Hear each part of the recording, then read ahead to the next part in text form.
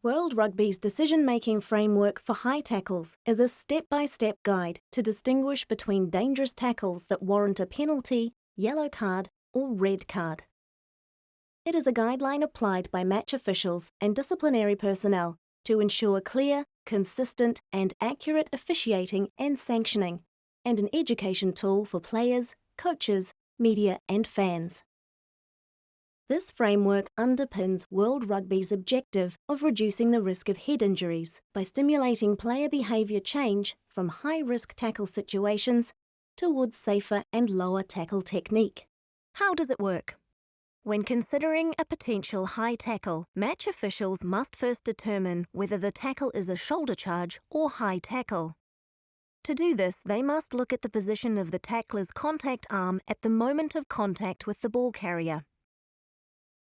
This example is a shoulder charge because the contact arm is behind the tackler's body at contact.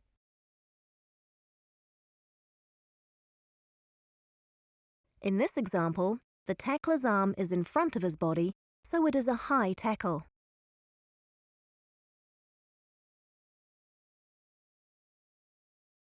Depending on whether the match officials are dealing with a shoulder charge or a high tackle, they must ask a series of questions to determine the sanction.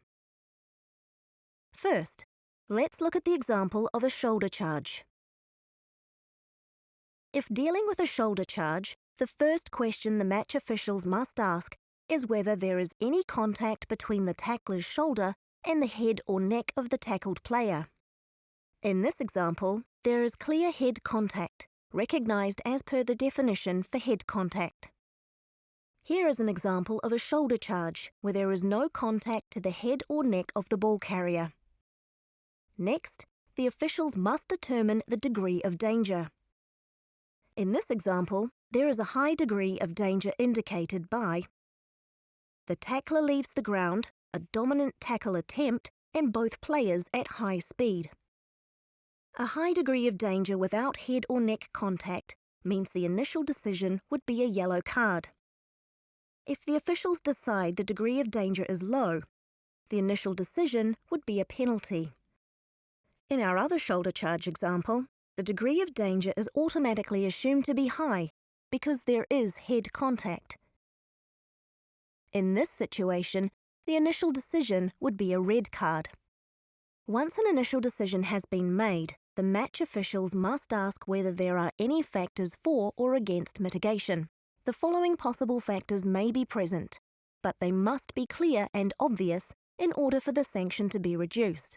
In this example, both players are in space and the tackler has a clear line of sight prior to the tackle, so factors against mitigation are present.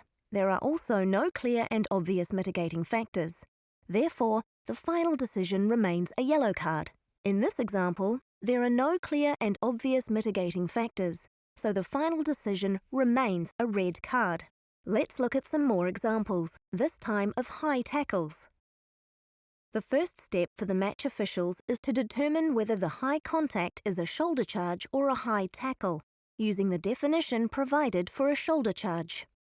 If they have eliminated a shoulder charge, then they are dealing with a high tackle and must ask the following 3 questions to decide on the appropriate sanction. Let's look at some examples that would be sanctioned as high tackles. The first question should be, is the high contact from the tackler's shoulder, head, arm, or elbow? In this example, there is contact to the tackled player's head from the shoulder of the tackler. The match officials then ask, what is the degree of danger? In this tackle, the degree of danger is high, indicated by a dominant tackle attempt, the tackler accelerates into contact, and the tackler completes the tackle. For a high degree of danger, the initial decision would be a red card. If the officials deem the degree of danger to be low, the initial decision would be a yellow card. In this example, the contact to the tackled player's head is from the upper arm of the tackler. The match officials then ask, what is the degree of danger? In this tackle, the degree of danger is high, indicated by a dominant tackle attempt, the tackler accelerates into contact, and the tackler completes the tackle. For a high degree of danger, the initial decision would be a red card. If the officials deem the degree of danger to be low, the initial decision would be a yellow card. Once their initial decisions have been made, the match officials must then ask whether there are clear and obvious factors for or against mitigation. In this tackle example, there are no clear and obvious mitigating factors. Therefore, the initial decision of a red card remains. Here, the ball carrier has ducked and is running in a low, crouched position immediately before contact to the head occurs. The tackler may therefore be considered to be aiming low enough to avoid the head unless the ball carrier dropped suddenly in height, as may be deemed to occur here. The officials may find this to be sufficient mitigation to reduce the sanction from a red card to a yellow card. Therefore, the final decision after applying mitigation is a yellow card. In this example, we see a high tackle with arm-to-head contact, but the first contact is to the ball carrier's shoulder, and so the head contact may be deemed to be indirect, and mitigation may be applied. Let's take a look at some more examples. In this sequence, we see two tackles. The first is a high tackle because the arm of the tackler is in front of his body at contact and then makes contact with the ball carrier's head. The second tackle is a shoulder charge because the tackler's right arm on the contact side is behind his body at the moment of contact with the ball carrier. The officials must therefore evaluate one high tackle and one shoulder charge. For the high tackle, the first question is which part of the tackler makes contact with the head of the ball carrier. In this case, it's the tackler's arm. The officials next evaluate the degree of danger. Here, the danger level is high because the tackler's arm is moving forward prior to the contact, and the tackler completes the tackle. As a result of the arm to the head with high danger, the initial decision would be a red card. Let's look at the second tackle in the sequence, which we have deemed to be a shoulder charge because the player's arm is behind the body at the point of contact. The first question for a shoulder charge is whether there is contact to the head or neck of the tackled player. In this example, it's clear the shoulder strikes the head. According to the framework, this would result in an initial decision of a red card because a shoulder charge to the head is automatically deemed to be high in danger. Once their initial decisions have been made, the match officials must decide whether any clear and obvious factors for or against mitigation apply. Here the officials may deem the low height of the ball carrier, along with the bent position of the tackler at contact, to be mitigation against a red card. They may decide to lower the sanction by 1 and award a yellow card as the final decision. Similar factors for or against mitigation may be applied for the shoulder charge example, depending on the official's discretion. They may deem the follow-through of the tackle and use of the shoulder to be sufficient to count against mitigation, and thus remain with the initial decision of a red card. Another type of high tackle occurs when there is no contact with the tackled player's head. As always, the match officials begin by evaluating whether they are dealing with a shoulder charge or a high tackle. Here it is clear it's a high tackle because the definition of a shoulder charge is not met. The contact is from the arm of the tackler and there is no shoulder involvement.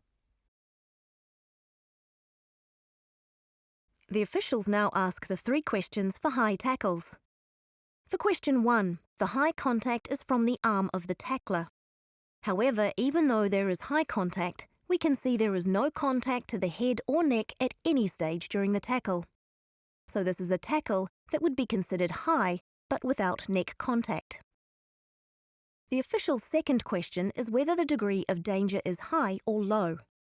For a tackle that does not involve the head or neck contact, the degree of danger will automatically be low. The initial decision would be a penalty. The final step is to ask whether any factors for or against mitigation are clearly and obviously present. In the example, there are no such factors and the initial decision of a penalty remains. Had the referee deemed there to be clear and obvious mitigation, the decision would be to play on. This is an example of a seatbelt tackle and completes the set of possible high tackle scenarios. Let's look at one more high tackle example to revisit the process from start to finish. Here we see a high tackle because the tackler's arm is not in a sling position, nor is it behind the tackler's body at impact. We thus exclude a shoulder charge and see that the right arm makes contact with the ball carrier in a high tackle. This means the match officials must ask the 3 questions. First, they must ask which part of the tackler makes the high contact.